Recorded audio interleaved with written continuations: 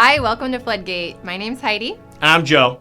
And if you're watching this video, that means you're exploring the job market, which for some can be a highly rewarding experience, but for many can be a difficult time of rejection and a lot of waiting before that big break eventually happens.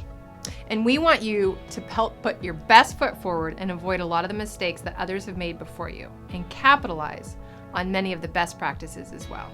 So, without further ado, here are our top do's and don'ts when it comes to the interview process. Do get active on LinkedIn. I cannot emphasize this enough. It's like a never-ending virtual career fair, so you need to jump in and get active. For starters, make sure your profile looks sharp in every way.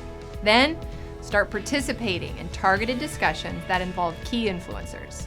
It's not rocket science, but the recruits can be astronomical. Do your own research when you're checking out an opportunity. Recruiters will give you some basics. You'll want to dig in much deeper by researching the company page, their social pages, the financials, the sandbox they play in the bigger picture of their products or services, and how it fits into the larger healthcare mosaic. Do talk to trusted advisors. Ask for their input as you explore different companies or verticals. Try and get a few different pieces of input for every role you're considering, so you're not just going on one person's take on things. Do pick your recruiter's brain on market conditions. Recruiters represent quite possibly the industry's best kept treasure trove of industry intel. So the next time you get a recruiter on the line, Like me. Yeah, ask them some open-ended questions about the verticals or companies that interest you.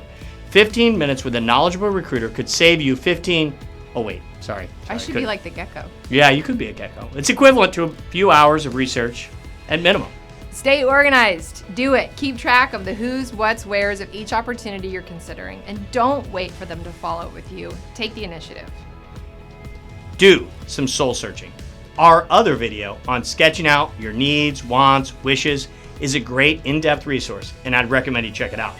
But the point is, know what you want. Invest your own time and energy into a process you're lukewarm on.